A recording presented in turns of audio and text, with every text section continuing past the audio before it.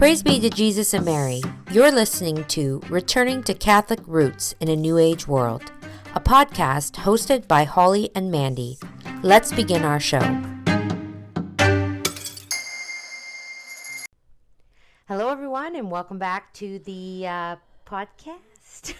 Yeah. I almost said I was gearing up to say what is woman podcast, Yeah. but we are welcoming you back to Returning to Catholic Roots in a New Age World with Mandy and Holly. So before we jump into it, we'll begin our episode by saying, Jesus, meek and humble of heart, make our heart like unto thine. So, happy to be back for our second episode in this new series.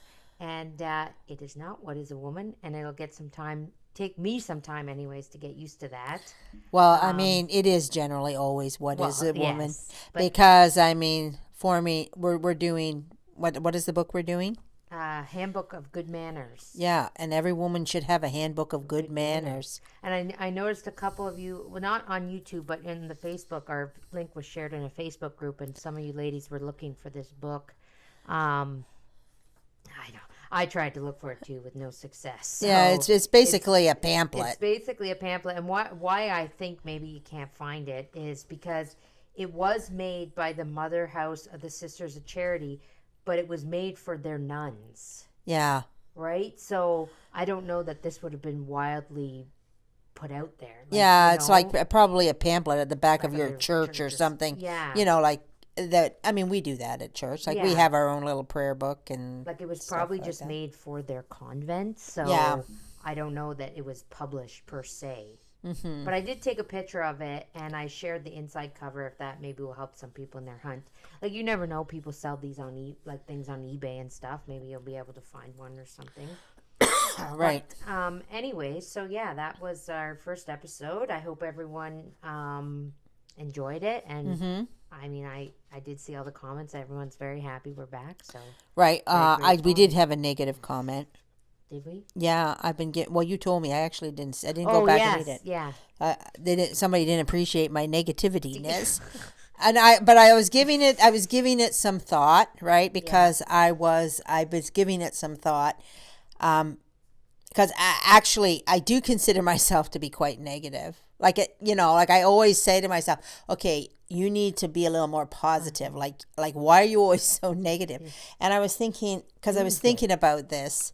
We always teach you about the doomsday. Yeah. Here's Mom to come and bring the doom and gloom. I know. Well, there's a couple reasons, because I did think about it. Oh, okay. And there's a few just reasons for this. Okay. I used to have a young girl lived with me for a few years. Like, she was a teenager, 17 years old, and I was helping her. She was in a really rough spot, so I was really helping her along.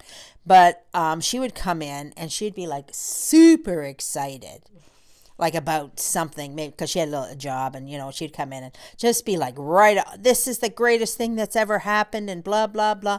And she was going right to the stars with it, right? And I'd be there going, yeah, it's not that great,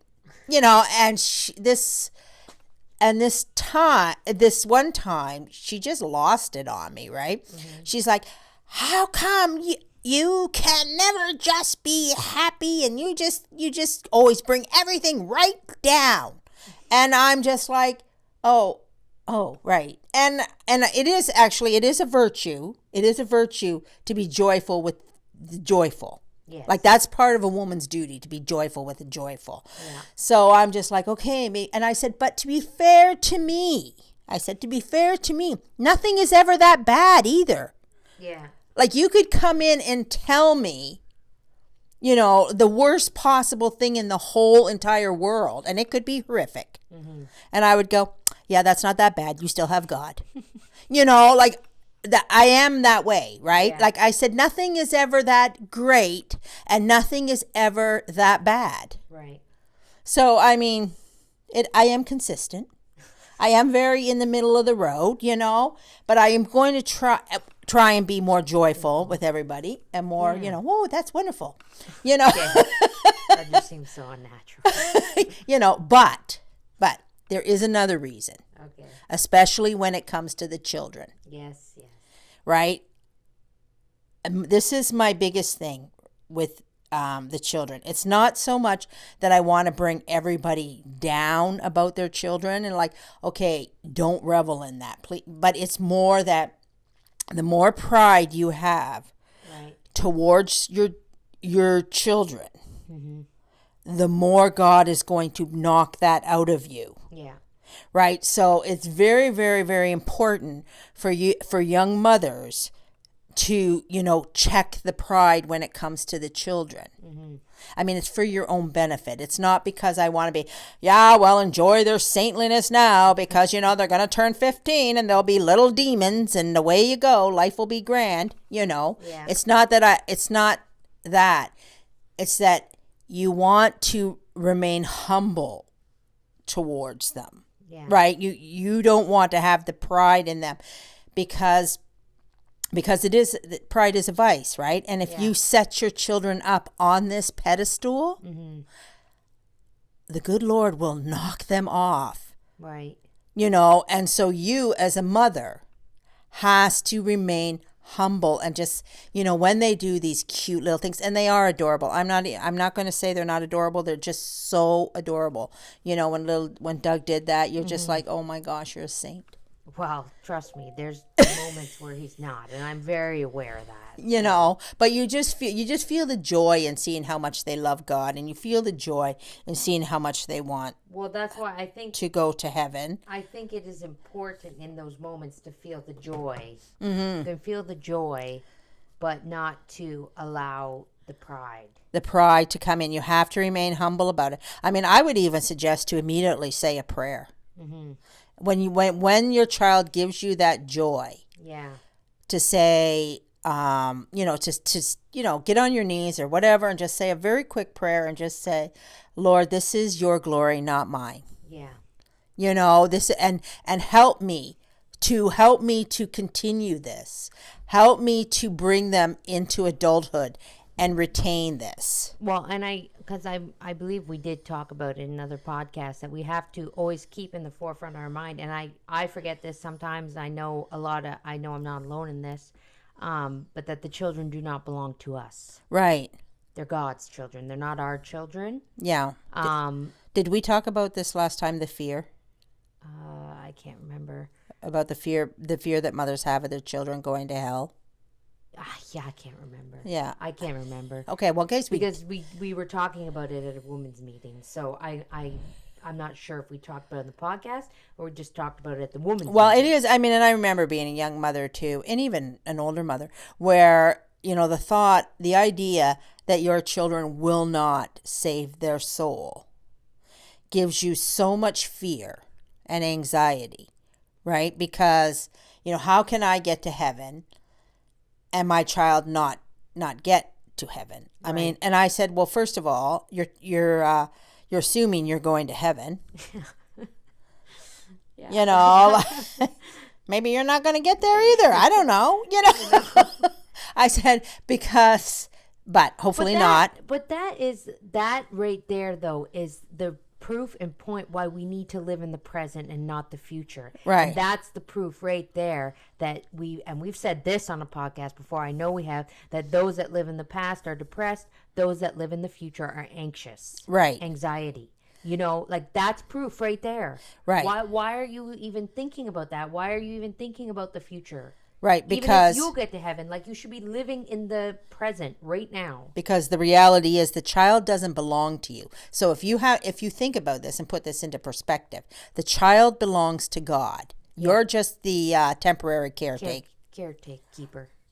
Caretaker, right? So if you die, you're worried about, if your child doesn't make it to heaven, doesn't save its soul. Well, the major parent. Yeah. The one who created it and loved it beyond any love that you can give that. You can't even imagine. You can't even come close to the love that God gives your child. Yeah. Right? So you have to think that if they condemn themselves, there's just a justice there that maybe we don't understand. Well, and not only that, that's what we need to really keep at the forefront of our minds, I think. And this discussion that we had, this woman's meeting really opened this up for me, and thinking that, when you're raising your children, keep in the forefront of your mind, you're raising these children for God. They're His. They're His. You're not raising them for yourself. You're not raising them for your own benefit. You are raising them for God. Right. You know, and I talked to many women over, and I only have 2 children. And I know a lot of people get caught up in the, oh, what if my children don't give me any grandchildren? That's honestly never really been a concern of mine. Right. Honestly. Yeah. 100%. I honestly, I've never been concerned about that, ever. Uh-huh. At the end of the day, I want my children to save their souls 100%. And to me, it would be my dream if they both become religious. Now, I don't know that that's going to happen, and I don't, you know, but that would be my dream, because in reality, then I'd be giving my children to God. I'd be letting them go and, how do I say this? You know, like giving up that dream of being a grandmother. Uh-huh. Giving my children to God, knowing that they're going to give their lives to God. Right. And say no to the world. That's the ultimate dream for me. Yeah, also, too, you can't live vicariously through your children anyway. No. You know, like, you're not allowed to do that. Yeah. So Bishop Sanborn has a great sermon on not doing that. Yeah. Right? I mean, that doesn't happen when your children are little. That happens when your children are grown. Mm-hmm. That you take their life on as your own. Yeah. You have to continue living your life. You can't live theirs. Right. So, and I would say it's a new age problem. I'm not talking about religious people per se, but in the world, you see that. When you say religious people, do you mean religious? Oh, or no. Catholics? I mean Catholic people in general. Oh, okay. I'm just saying what I see in the world. Right. You know, maybe Catholics fall fault to this. Some do, some don't, whatever. You know, but the world in general, the parents will not give up their children for nothing. Right. You know, like, you know, they still constantly want to control them, to what car they drive, you know, what furniture they buy, where they live, you know, I mean, and obviously it causes a lot of problems, and it usually ends with kids axing their parents out of their life. Like, right. Okay, you don't have a say in this house. You know, go over there somewhere. Yeah. Right? I'm talking about secular people. Yes, yeah. You know, hopefully us people who know our religion know we can't live vicariously through our children, so we can't control them or tell them what to do. And if we see them doing bad things, making bad decisions, like, you know, that pertain to their soul. Right. You know, I used to say to my one daughters, I don't care what you do. You can live in a cardboard box for all I care. I said, just as long as you're still going to church and trying to save your soul. Right. You know, and when we see them doing things that, okay, this is not a good direction. Right. You know, this is you've chosen a bad direction, or you've chosen to live away from God, or whatever. Even, I mean, then our course of action is prayer, sacrifice. I mean, it's always prayer and sacrifice. What, you know, even when they seem to be doing apparently great. Mm-hmm. Well, and that's why, you know, in the last little while, my mentality towards my children, I used to, when I would pray for my children, you would pray that, you know, they you know, God, please bless my children and please help them to, you know, be always taken care of. Like, and this was a while ago, you know, get a good job. I want that, you know, get a good husband, And, you know, in the last little while, I'm like, you know, none of those things matter. Yeah.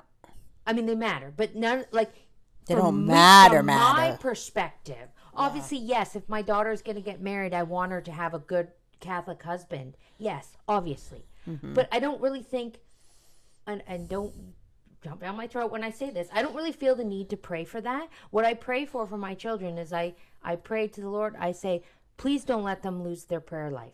Please let them keep a good and holy prayer life. Please keep them near the sacraments. Yeah. Please keep my children nearer to you. And sometimes your children need maybe a bad spouse to keep them on their knees. Well, and you know, I don't know. You have to be, and I realized this. I've been doing a lot of reflecting in the last little bit, and I was thinking about people that I know in certain situations, and I know 2 people that are, I would say, very content. I mean, I'm sure there's more, but only two content people in the world. But I was thinking about this particular couple, and I thought in my mind, when I look at them, I see two people that are very content with the life that God has given them. Right. And just going through their day to day and making sure that God is at the very forefront of everything. Right. They live their life for God first, 100%. And when I think about my kids, that's what I want for them. Right. I don't care who they marry. I don't care what their living situation is. I don't care where their house is, how big it is, how small it is. If it's nothing, but I want them to have that. Like I don't care about the worldly, earthly things, the temporal things. Right.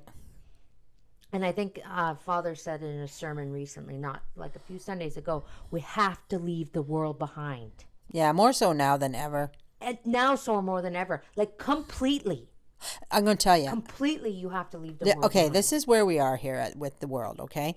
I watched a movie the other day. Sometimes every once in a while you think, oh, I'll just watch something. You just feel like zoning out or whatever. Mm-hmm. So I watched this movie, and I can't for the life of me remember what it was called.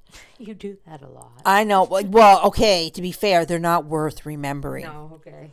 It was awful. Okay. And it was a prairie movie. So I always think, well, if we're going to go back to the prairie, that should be pretty safe, shouldn't it? Yeah. It's not. No. Okay. Not safe. And it was horrible. Like it was relatively new. I'm not even going to tell you who was in it because I don't want anybody to go watch it. But it was so ridiculous. I'm going to tell you what happened in this movie. I'll tell you just what happened. They're out in the prairie. They're out in the Wild West, and 3 women lose their minds. Right? They go cuckoo? Oh yeah, they go deranged. Okay. They're just psychotic. Right? So because they can't, the idea is they couldn't take the wild west, so they lost their minds. Right. So they kind of drew straws as to who would take these. They were going to take these 3 women back east so they could get help. Mm-hmm. Right? And so anyway, I thought, well, this sort of sounds interesting. I don't know. But anyway, so Anyway. Okay, you're going to tell me. I'm sure people did lose their mind, but this level of psychoticness that they just couldn't cope with the trauma of the Wild West was next level. Okay, but that would have been all they knew. I know. It wouldn't have been that way. I mean, I'm sure there was the odd crazy people, but, you find 3 in one town. Yeah. It was just... It's like they're putting the new age in. They were putting the new age. It was awful. So anyway, this woman, the one man's a coward and he refuses to do anything, and the other 2 men, and the men are all really bad. Okay, so the women are crazy and the men are all bad. Like there's no good or valiant men, none, right? So this woman, this valiant woman, steps up to the plate and she will take these women back east. And so she's going to take these women back east, and then she finds this guy to help her who's, I don't know, a squatter, and he's a no-good old guy, but whatever. So she is this strong, valiant woman, who looks after her own farm. She's not married, and of course this is her problem, is that no man wants her. And anyway, halfway through this trip, guess what happens? Our valiant woman hangs herself. Oh, okay. I'm like, okay. I can't take this anymore. There is nothing about this movie that a person could relate to. Right. It's just all new age. You're going to give me a hero that kills herself in the middle of the movie? Yeah. And then the guys, it's just not, we can't even watch it. We can't even go there. We can't dabble in the entertainment industry of this new world because it's new age garbage and it doesn't make sense. Like this is a far cry from Little House on the Prairie. Yeah. This is nonsense. It's just absolute rubbish. Well, and you know what? It's funny because like when you look at something like, and I know I use this example all the time, but it's the only one I can think of. Anne of Green Gables, okay? Mm-hmm. That was written in the time period that she was in. Yeah. So everything about that book, like it wasn't a movie, it's a book. Right. And it was written, like, yes, there are movies about it, but it was a book. So everything that was going on and that she's writing about is in her time period. Yeah. So there's no new age in it. Yeah. It'd be impossible for there to be new age in it unless she was some kind of a, what do you call those people? Psychic? Prophecy or something, like she could predict the future. I don't know, whatever. Yeah. She just was writing what she knew. But when you get these new age pieces that take it back to the old days, yeah, they're garbage. Well, they can't not put the new age in it. The biggest thing is it's dark. Yes. It's dark. All the men are no goods. Like every single one. There wasn't a decent man. Again, I did that thing about the review with Father Zepeda on the Mother Cabrini, and that was in that movie. It was the same thing. There wasn't a decent man. So you're going to tell me there wasn't a decent man. The husbands were all really no good. Mm-hmm. There was, the guy that helped her. He was no good. Yeah. And there was a minister of some sort. He was just like a goof. There was, and then the hero of this movie, this valiant woman, she's depressed and no good. Yeah. Like at the end of the day, she can't cope. Well, you know what? I don't really think. And the women are crazy. I don't really think times were that dark back then. I don't think they were hard. I don't think these people were that dark. No, they weren't that dark, right? They had the love of God in their soul, too. They had way too much work to do. And they had way too much work to do. They had to worry about how they were going to feed themselves and how they were going to... They didn't have time to go crazy. Clothes. Yeah. And they just didn't... It wasn't like that. It was hard. It was very, very hard, but it wasn't dark. Yeah. And this is the problem with all of our... Because we live in an age where everything is easy. Yeah. But it's dark. Yeah. Everything is dark. Yeah. Like it's all psychotic. Well, we have too much done for us, is what I would say. Right. We don't have enough to do, personally, I think. But anywho. Anyway, so guys, just turn on. Here, I'm telling you guys, but somebody tell me, like, why did I subject myself to that? Yeah. I don't know. We got to turn it off. We got to turn off the entertainment. It's not worth it. No. Because it's corrupting us without even knowing it. Or that we're going to view all men like that. Yeah. And then all women are, how are the women? They're really, they're valiant and they're strong, but they can't take it either. Well, and I'm going to tell you too, speaking of this, from on the flip side, you have to, this is my own personal opinion, but you also have to stay away from things that are light and fluffy and airy and a lot of romance. Yeah. Because I'm going to tell you, ladies, from my own personal experience, I find that when I'm watching, not that I do so much anymore, but, when you watch these romance pieces, you do size them up to your own life. Mm-hmm. You do. Right. And then you end up looking at your husband and you're thinking to yourself, he's not good enough. Yeah. You do. Oh, yeah. So it's not just the dark, like, we don't need to consume ourselves with romance and love stories, and because all it does is it makes you look at your life and think that your husband's not loving enough, your husband's not caring enough. Mm-hmm. And it was a big problem when they came out with these the sitcoms. Like Everybody Loves Raymond, sitcoms. Yeah. I know sitcoms. 90s sitcoms, new age sitcoms. Especially and I noticed this in my own marriage, so this is coming from experience here. The men see these wives that are in these sitcoms, and then they're holding you up to that, right? Too, you're just not holding the man up. They're holding you up. Because my husband, unfortunately, does watch a lot of these shows, and I can tell the way that he wants me to treat him is he wants me to be like these wives in these sitcoms. Uh-huh. And I'm not going to go into detail because they're not appropriate. Right. And it's like we need to... They're usually very trashy. Yes.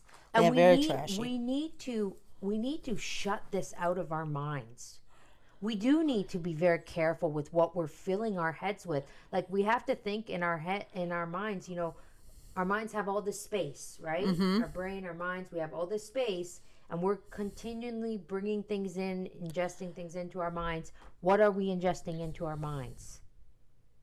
Good, holy Catholic books and content? Are we filling our minds with that? Or are we filling our minds with romance and silly movies and shows? Because you do carry those with you throughout the day. Oh, yes. What you watch, what you take in, and what you read is what you carry with you throughout the day. Mm-hmm. I haven't stopped thinking about the prairie. Yeah. You know, I haven't. Like, even though I'm annoyed at it. You're still, that's my exact point. Yeah. You know?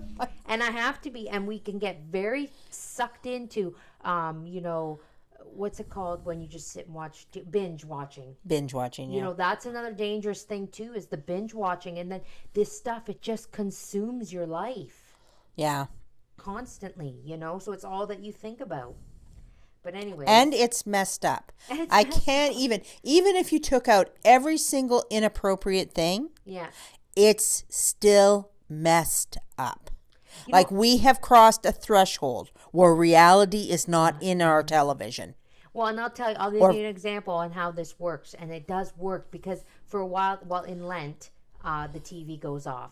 But unfortunately, I have a TV in my bedroom, not by my choice. But, you know, and I've said this many times on podcasts, I have a thing with silence. So I put on Jesus of Nazareth. Right. Over and over and over again. And all I would think about all day was Jesus of Nazareth. Yeah. That's all I would think of because I was watching it so much. Right. All I could think about all day was Jesus of Nazareth.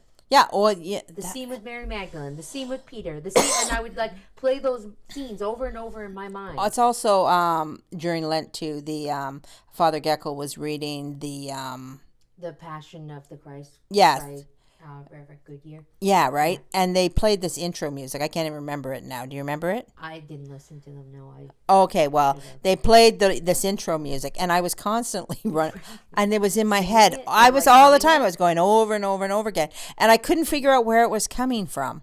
I didn't understand. Listening to the thing. Yes, and I was just like, and then I realized, and then when I went, oh, this is the music intro to those readings. Mm-hmm.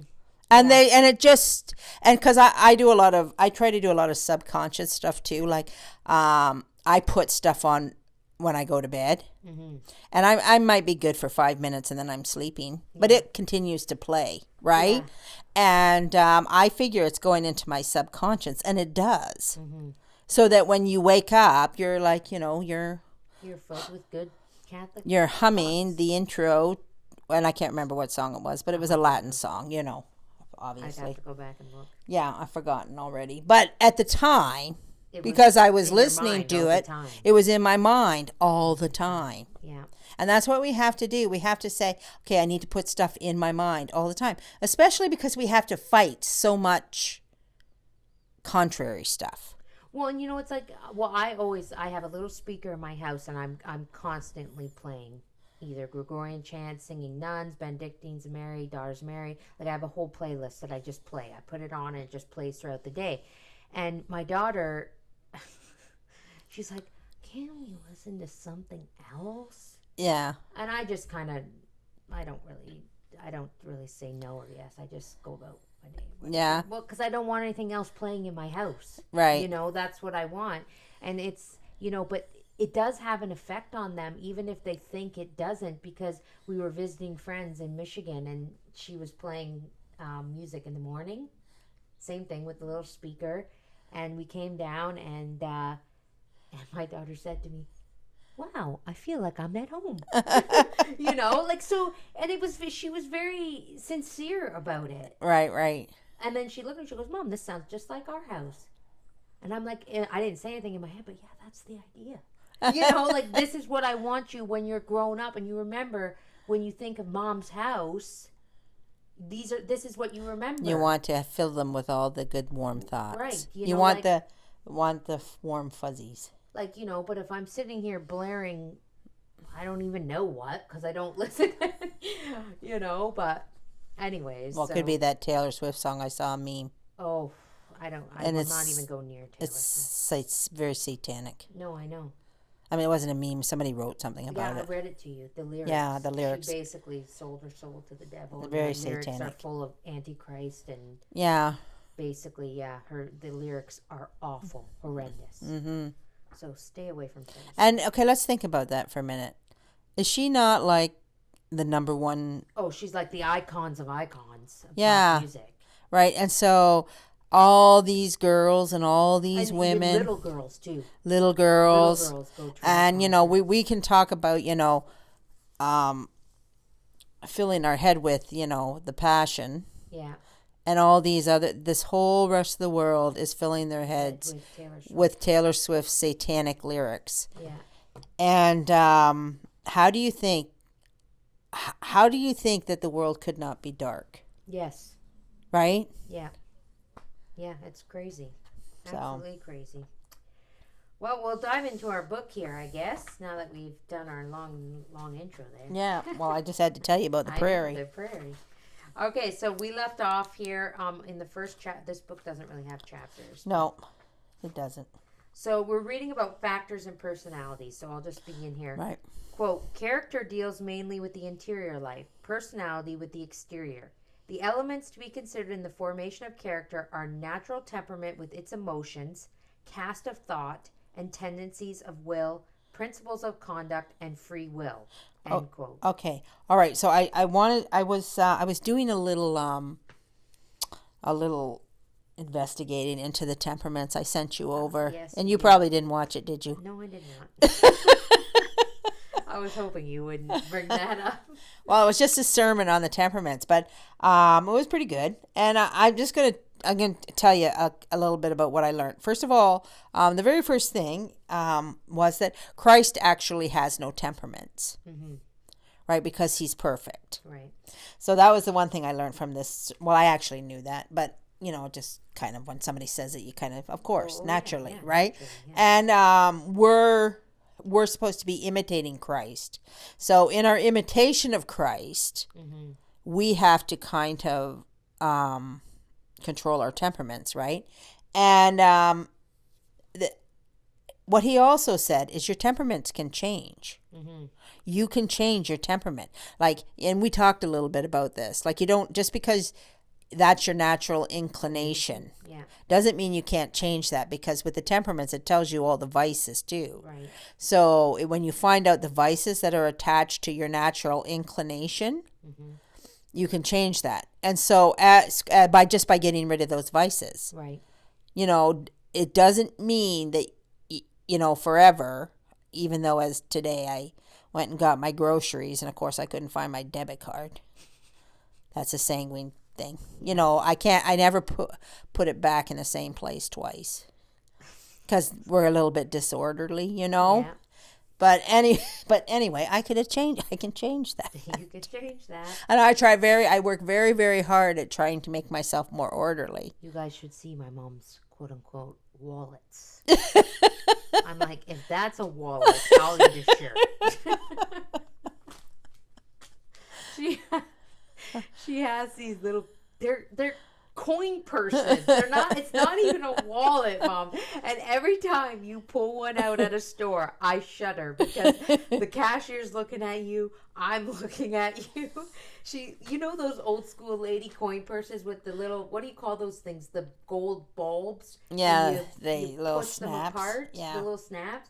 That's what she just shoves all her debit cards in there. Yeah. And then she gets to the store and she opens that thing, and then she flicks through all these I can debit tell cards. you. Okay. And then she pulls them out, and then she's flipping through debit cards. Debit cards are flying at the bottom of the purse, and the cashier, because I do a lot of shopping with my mom, and the cashier's just like I wish you guys could see my face right now, but she's just looking at her like, I never noticed. I never know. I find it endearing. I don't get upset. I find it endearing because I'm like, oh, here's Mom with all her debit cards again. Well, and she's got 50 million debit cards too. And the thing about it, though, I'm going to tell you, I laugh. This is the most orderly I've ever been. Okay, Mom. This is my idea of being orderly. Okay, when it comes to my purse. Okay, and you know what? You know what's funny is then my grandmother, Exact the opposite. exact opposite. She's a walking pharmacy, first of all. Yeah. If you need anything, a Band-Aid, aspirin, Yeah. sewing kit, and she'll go to her purse and she knows right where everything is. And meticulous. Everything's in a little case. Every card has a spot. She is like the most organized Well, person. she's a melancholic. Yeah. Yes, and I'm a sanguine. So then when you see them together and you see my grandma watching my mom, that's even more hilarious. Because you can tell every ounce of her is like, I'm going to scream. They are. See, the temperaments are helpful. But they're funny when you... But we're not pigeonholed to them, right? And in fact, I do know somebody that I am 100% convinced that they are sanguine. But you would never know it. Every once in a while, she does a little thing, and I'm thinking, you're a sanguine. And you're trying to hold it in. And you've corrected yourself, and you've controlled yourself. So that's proof that it can so be much yeah. that people would not know you are one. Yeah. You know, so this was the good news, right? So, I mean, as we're imitating ourselves towards Christ, we're correcting all these things about ourselves. We just don't get to, get a pass. Yeah. Well, and you know what? Because I'm reading Story of the Soul, and it was one of my favorite books growing up. I got it on my 13th birthday, and I read it when I was a kid lots, but I hadn't read it in a long time, so I'm reading it again. And, St. Teresa, we say it at the end, St. Teresa, pray for us. She is a really perfect model in that regard, because when she was a little girl, she was very... she had very temperamental not temperament like losing her temperament, but temperamental problems. Mm-hmm. She was in some ways spoiled by her father. She was his little queen. Yeah. And everybody was, catered to her. And there's this one story in the Story of a Soul where she called it magic shoes. Mm-hmm. But they would put their shoes out at Christmas, and then when she would come home, the shoes would be filled with presents. Right. And they came home and this was when she said in her autobiography where she really had a conversion of her heart, because they came home for midnight mass, and there was nothing in the shoes. Oh. And she was really upset that there was nothing in the shoes. Yeah. And she started to cry and carry on, but she ran upstairs or wherever. I don't know if she went upstairs, but she prayed. She knelt down and she prayed in front of I think it was a crucifix. I can't remember, but anyways, and she said from that Christmas she was instantly changed, and she put away all this childish behavior and all this carrying on, and because also she overheard her dad say, basically, I can't remember his exact words now, they're escaping me, but basically like, she's getting too old for this, like this is ridiculous kind of thing, right. Like, she's getting way too old for this, and that hurt her. Yeah. But she was like, no, I have to grow up, and I have to do what's right, and be good for Jesus, because she is Saint Teresa. All she really wanted her whole life was to please Jesus.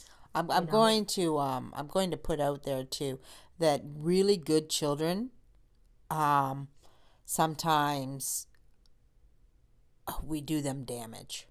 What do you mean? Well, because like Saint Teresa was a really good child, right? Yeah. So when they're really good, you can spoil them. Yes. Right? Yeah. And I know some people in my life that were really good children. Yeah. And because they were really good children, they never received any correction. Right.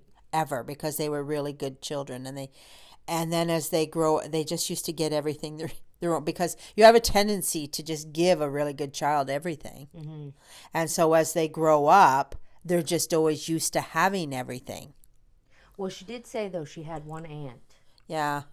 That in the one story that she told in her autobiography, she had an aunt that didn't let her really, because her cousin always would get these headaches, and oh my poor head, and she would walk around the house, oh my poor head, and St. Teresa said in her autobiography, well, I had a headache, so I was going to try that, so I went and sat in the corner, and And I went, oh, my poor head. And do you know, nobody cared. Nobody cared that she was, and the aunt was kind of like, oh, stop it, kind of thing. Like, yeah. But because this other cousin was always going on about her headaches and her poor head, everybody kind of like, I'm not going to say catered to her, but like it was expected, and they yeah, well, that happens a lot. But her aunt was basically like, no, you're not going to do this, Yeah, they won't take it from her. They won't take it from her. And that was a good service to her, because she said in her book, she said, I never did that again. Yeah. Like, I never did that again. That taught me, like, I'm not following somebody just because to get attention. Yeah. And she was really little too. Right. Well, so what happens is, if you don't ever have to correct a child because they always just do what's right. Yeah. They grow up and they've become very self-centered. Right. They lose that childness of always doing what's right, and it just kind of morphs into, well, I get whatever I want. Yeah.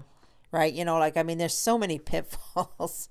That's why there's just so many pitfalls, ladies. That's why we just have to always be praying and sacrificing. Yeah. And just saying, please keep me away from the pitfalls that I don't even know are there. Right. Okay, quote, free will, acting on the natural disposition through principles of conduct, produces character, end quote. Okay. Say about that little? Yeah, so free will is what produces, so what you choose to do with your free will is what is producing your character. Right. Like Saint Teresa, her free will was telling her that maybe it's a good time to act like I got a headache so I can get some sympathy, right? It got corrected, right? She's like, okay, I'm never doing that again, yeah. right? So that's what's making our character, is our choices of our free will. Yeah. Right? So every time we exercise our free will, we're developing our character for good or for bad. Right. Quote, the chief factors in the upbuilding of personality are appearance, manner, manners, and mannerisms, voice and speech, and finally, as in character, the natural temperament with its manifestations of feeling, thought, and will, end quote. All right, so this is what's making up our character, right? Our appearance. Manner, manners, and manners. Yeah, our manner, how we behave. Mm-hmm. So our manner is how we behave, really. Our manners, like, so in polite society, a manner is please, thank you, curtsy when you're supposed to, whatever, right? And our mannerisms. And the mannerisms, that is, Well, I talk with my hands a lot. That's a mannerism. Or, people do like a nervous tics, or, a mannerism is, they could sit there and twirl their hair, or, well, wasn't I just telling you about this the other day? Were you? With my eyes? No. Well, you did tell me. I was listening. Honest, I was. She has a habit of that. Anyways, that's one of my mannerisms. Yeah, she doesn't listen. She shuts her ears off. No, but I developed this because I used to wear makeup every day. Like, I wouldn't dare leave my house without makeup on. Right. And now I don't care so much. I go without makeup more often than not. But I started doing this thing, and I don't know why I started doing it. Started rubbing my eyes. Yeah. Remember? Is it coming back to you now? Yeah, it's all coming back. I rub my eyes, and they're not even watery, but I rub them. Well, maybe that was a habit. Maybe they hurt, and you were rubbing them, and then you just kept rubbing them. Yeah, and I just, so now I find myself constantly in conversation talking to people, and I'm rubbing my eyeball. Or, okay, a very common mannerism that people really dislike is slurping. Yeah. Or when you click teeth, or when you make noises with your mouth. Yeah. You could think of a million people that all do some quirky, weird thing, right? That's a mannerism, right? Yeah. And you probably do it, but nobody's told you what it is, so you don't know you're doing it. Well, who's going to tell somebody that? No, well, that would be polite not to tell people that. Like who? I could Okay, never. but Your slurping is a bothering me. mother should always tell you. Yes, that's the one case that you should. Like, if your children, that is what I will say. If your children do annoying things, Yeah. and if they're annoying you, that means they're annoying other people. Do not let your children do annoying things. Right. You have to nip that in the bud when they're young. Right. And I mean, Jordan Peterson says, he says, do not let your child do not let your child do stuff that makes you dislike him. Yeah. Right. Because if that makes you dislike them, then other people will dislike them. Yeah. You know, and so I remember your grandmother used to go, "Oh, what a group." No. She used to say it all the time. "Oh, what a group." So she'd come in and she'd go, "Oh, what a group." And we thought it was so funny that we put it on a T-shirt for her. What was funny was we never noticed up until recently. Like, and then she never said it again. And she never said, we made her because everyone thought it was so funny. Like, not funny, but like it was one of those, like, we weren't laughing at her, but we found it endearing. It was part of her personality. It was part of, if you say, "Oh, look at the kids over there, look at what they're doing," and she'd go, "Oh, what a group." Yeah, and so she had no idea she said it. She had no idea. She said it. And of course, you don't have any idea. No. Somebody has to tell you that you always do that. And then we put it on a shirt, and she never says it anymore. No, she doesn't. Cause we thought it was her thing, Yeah. So it's not anymore. Right. So, okay. So I'm just going to go through. So that's our mannerisms and our manners and our voice and our speech. And if you did listen to What Is a Woman podcast, we did a whole talk on our speech, our tone, yeah. Right? Our natural temperament what's that say? Our natural temperament with its manifestations of feeling, thought, and will. Right. So our feelings come a lot into play too. I mentioned above the feelings too, the emotions. Yeah. Now, I'm a firm believer of it's imperative that you get your emotions in check, that you have control over them. They do not control you. Yeah. Right. And our thoughts and our will. So what's in the other thing that was above that we didn't mention was the cast of thought. Right, to cast a thought. So how your character is playing out is kind of what's in your head.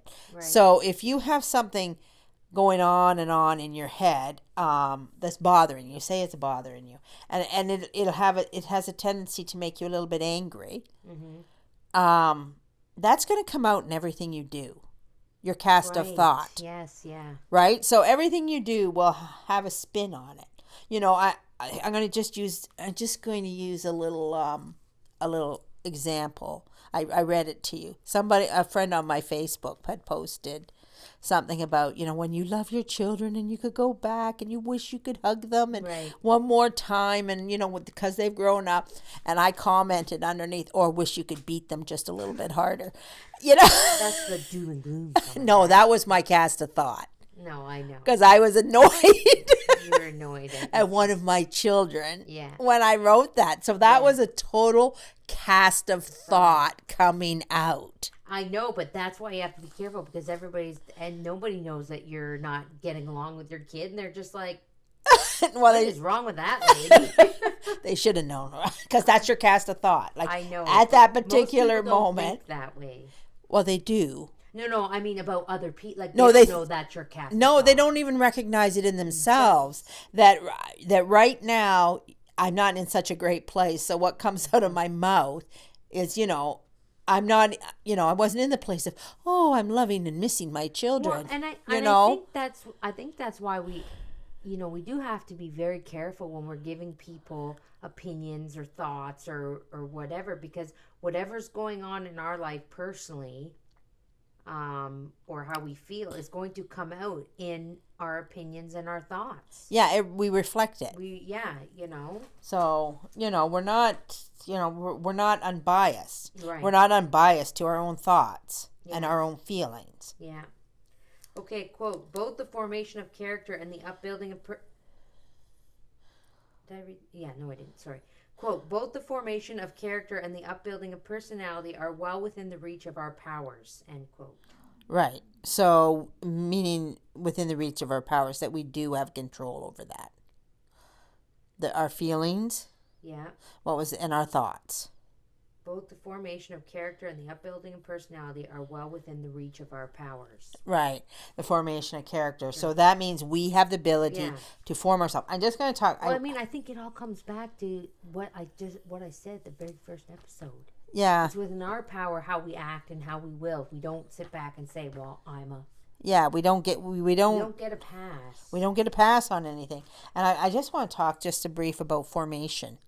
Because I was also listening to this other sermon on formation, right? And you say to yourself, because, we were formed, obviously. Some people good, some people not so good, and some people were left to free range it like chickens, But regardless, a formation was taking place, right? So they say, where does the formation come from, right? And then this was in a sermon I was listening to. It says, like, the formation, for most people, the formation of everything that you think and believe comes from when you're young. Right. So once you've developed that formation, right, it's very, very hard to go against the formation or to change the formation, because it's the formation. You've been formed to think and act a certain way.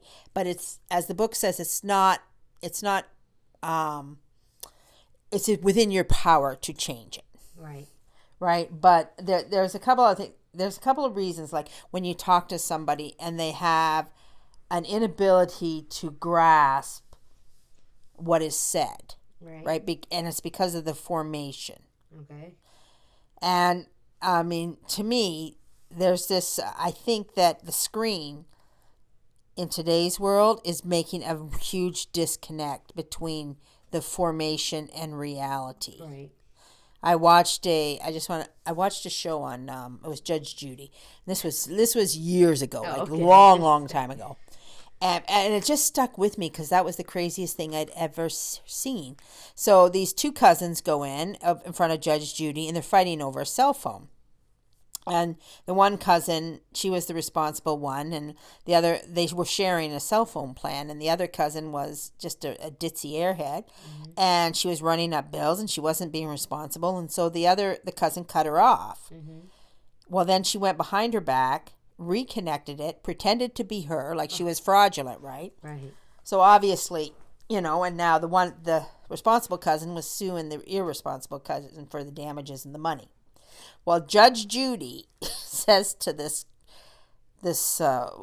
irresponsible cousin, a whole list of why you cannot do what you just did. Yes. You cannot pretend to be somebody else. You cannot sign up for things in someone else's name. And she gives her this whole long list of how it's against the law. You can't do this, whatever. Case is over. They walk out. If you've ever watched Judge Judy, they interview the recorder, right? So she goes to, so what do you think about that verdict? And the girl goes, I don't care what she says. I know I'm right.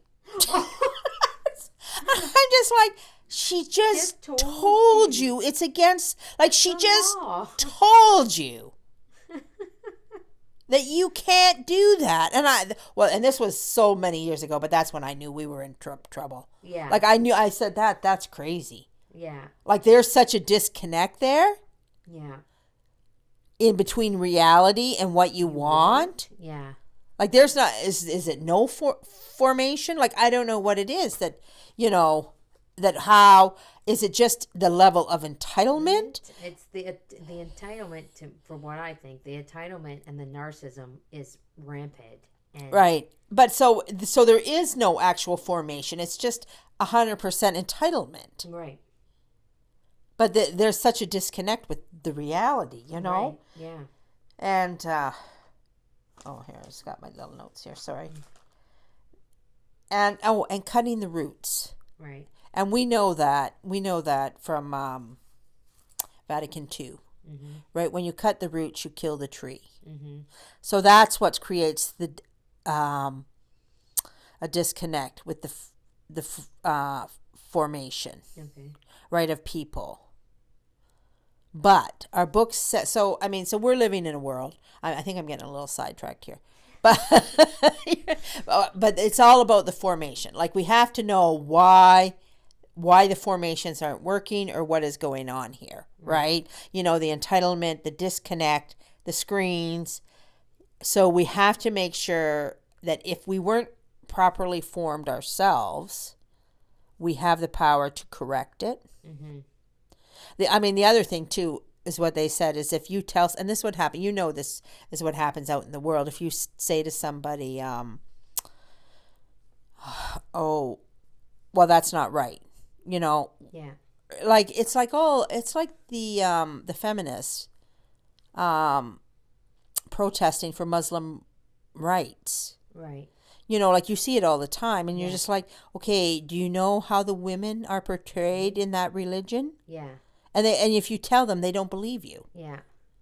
Well, and I'm going to say, because this is speaking about formation. So, and this happened to me recently. And when we're forming our children, raising our children, we're forming them, right? Mm-hmm. So it was said to me recently, someone has said to me, we were at a restaurant and someone said to me, me and my daughter sitting there, and they said, about my daughter, oh, Ava, I wish you were my daughter. Because she just did something polite. I don't even know what she did. But right. And then somebody else at the table said to this woman, okay, but if she was your daughter, she wouldn't act like that. And I was like, okay, this is awkward. But that's the truth. But that's the truth. And this the person that said, I wish you were my daughter, you could have knocked her over with a feather. Yeah. Like she was like, what do you mean? Like she couldn't wrap her mind around it that my daughter is the way she is because I formed her to be that way. Right. You formed your children. Right. And these are secular people. They're not Catholics. So you formed your children to be the way that they are. Yes.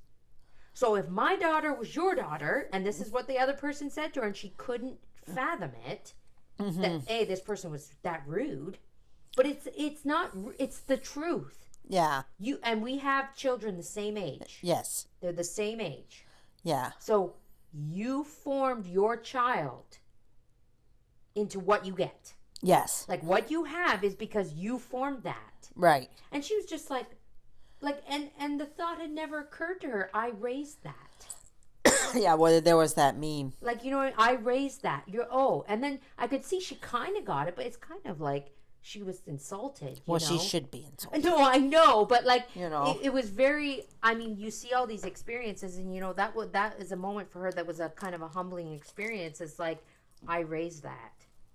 Right. But she still couldn't really, I could see she couldn't really wrap her mind around it. Right. No, but I mean, obviously, not that he was a saint, but, no. But you raised somebody with Christian values. It was just general politeness. It was just general politeness. But that's what tells you, that's how sad that is because, my daughter is a teenager and try as she might, she struggles a lot with stuff at home, politeness and whatever. But when we're out with certain people, she knows she has to behave a certain way. I said, that's at least, what I think, I say that's such a good sign because at least they know how to behave. Right. Even when they're at home and they're just like, their selfish will doesn't make them want to bother. But when they're out in public, they know they have to. So it was just, that was just struggling. It's like, yeah, the formation is everything. The formation is everything. And when you think about it, it's kind of really daunting because you really only have one chance. Yeah. To do the forming. Uh-huh. And if you don't do the forming, then you have to pray that as an adult, everything else can be. Your child will want to correct themselves from your forming, right? And unfortunately, a lot of traditional Catholics, they want to go out and taste the world. So, well, and I will just say for my own, when I had my daughter, I fell away from the faith. So there was 5 years of pivotal forming that should have been going on. That wasn't. Right. And you see that. You do see that. I'm doing a lot of work to try to undo. But there were 5 years of pivotal formation that should have been going on that weren't. So would you say, though, in this 5 years, not about her, but about you, you reformed yourself in a different way? What, the 5 years that I was gone? Yeah. When I came back, I reformed myself, you mean? No. Well, you were gone. Because if you were formed one way and then you left. Well, I got sucked in by the world. Yeah. So you wouldn't say you conformed. I mean, you... No, I was just selfish. Yeah. Stupid. Yeah, but the formation was still there. Oh, it was still there. It's what brought me back. Yeah. And even while I was gone, you always knew there were certain things that just you should never do. Yeah. Like, you know what I mean? Like, there was a lot of sinning going on, yes. But there were also certain things that you wouldn't dare touch. Mm-hmm. You know, like, I don't know, Satan. Like, you know what I mean? Like, the formation was still there. Okay. Because there were certain things that I would not do. Yeah. You know, there were lines that wouldn't be crossed. There were lines that I did allow to cross, you know? Yeah. But it was also a selfish overtaking of wanting to sin and just wanting worldly pleasures. Right. You know, so sin makes you stupid. Right, it does. It does. You know? Anyway, so quote, to do the work successfully, we need a clear knowledge of the end we have in view and of the means for attaining it, determination, persevering effort, and most emphatically, the assistance of the grace of God, end quote. Yeah. So, the grace of God. The grace of God. Without God, we can do nothing. Right. Well, and, you know, if we're talking about coming back, that's what it is, really. Mm-hmm. You know, the formation was there, and then you did the prayer and sacrifice, so the graces were there. Right. It's a formula. It's a formula. Really, when you think about it, you know. Mm-hmm. So that was just my little story of returning to faith, but in a nutshell there. Yeah. You know, but that's why when we say that the pivotal formation years, yes, they're pivotal, but we do have to understand that with prayer and sacrifice, anything is possible too. And that you can reform. You can reform. Yeah. Well, because what you do is you just allow God to do the work. Yeah. And you do the prayer and sacrifice, and you do the suffering, and you allow God to take that and turn it into a grace. You know, I mean, generally speaking, whenever I have had to deal with anybody that, you know, has been totally secular, of course, they have to be willing. But, you know, the general thing is you have to, everything you know is wrong. Yeah. You know, and I mean, I've said that to somebody. I said, let's just understand, everything you know is wrong. And they said, everything. I said, everything. You know, you have to. And this is what's really hard for people. And I was telling your daughter, right? Because we go to music lessons on Fridays, and then she gets some grandma time, and I was telling her, you know, about if you go out to the world and you marry somebody, I said, there's nothing that you will believe that's the same. Mm-hmm. They belong to a different religion. Mm-hmm. It's the New Age religion. Yeah, even if they're not religious, they belong to a religion, the secular religion. Yeah. The secular world. They belong to that world. And I said, it's going to be all these, you know, it's everything you will believe one way and they will believe another way over everything. There's no common ground here anymore. No. None. No. You know, when my mother was,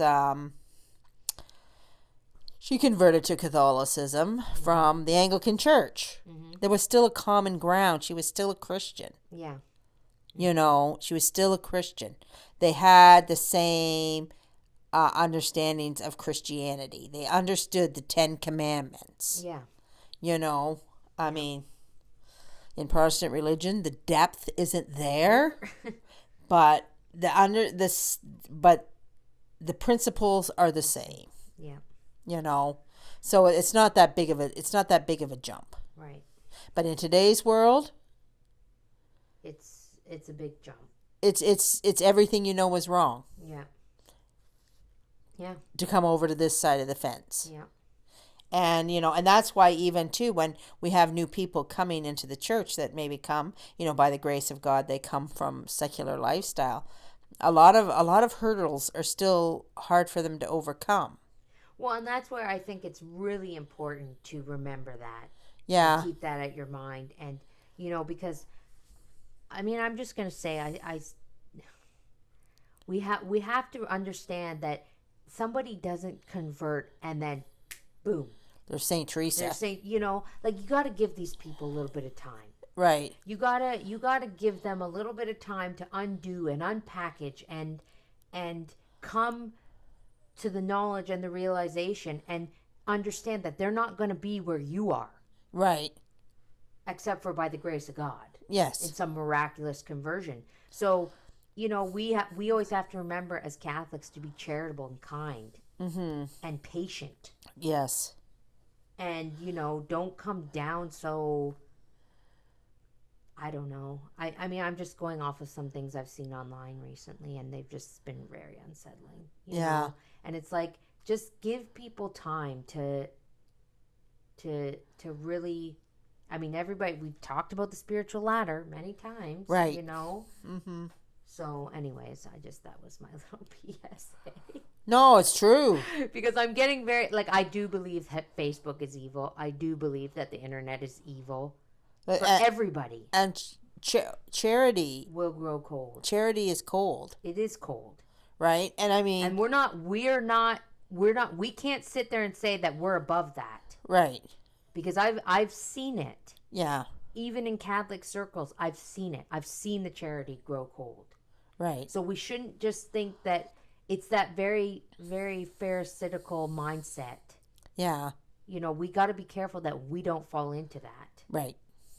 So anyways, but I guess we'll leave it there because we're over the hour now, and we'll be back next week. We've read like one paragraph at a time. Well, isn't that what we always do? We're getting warmed up. Well, this is just a pamphlet, so it won't take. It really won't take that long. I mean, next week, what are we on appearances? Appearance, yeah. So we get to talk about our appearance. That's what we like to talk about. So anyways, we'll leave it there, and we hope you all have a very blessed week. May our Lord bless you and Our Lady guide you always. And Saint Teresa, pray for us.